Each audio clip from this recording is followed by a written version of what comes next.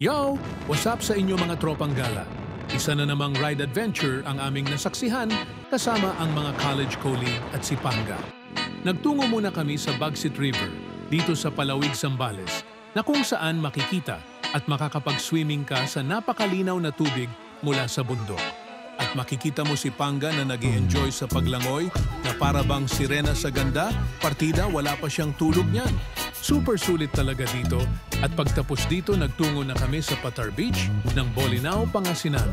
Sayang lang at hindi kami umabot sa sunset, kaya. Gumising kami ng maaga para mag-picture-picture ni Panga at kumuha ng mga videos. Super solid din ang beach dito na super pino ang buhangin na parang Boracay feels lang. At sumunod naming pinuntahan, ang pinaka-main tourist spot dito ang Bolinao Falls. Magbabayad kayo dito ng environment fee at entrance fee na mura lang. Pero bagoon magmomotor kami doon ng isang oras na walang suot na helmet at nagpa-toasted kami sa araw para aesthetic ang aming mga skin, napakagaling talaga namin. Heto tanaw nyo ang magagandang views ng dagat na kulay asul, lalo na ang mga coconut tree na nakatayo sa Gedli. Dumating na kami sa falls at ang napili namin ay Bolinao Falls 3. Next time na lang daw ang Falls 1 and 2. At kung marami-rami kayo, pwede kayo kumuha ng cottage para outing vibes lang ang datingan.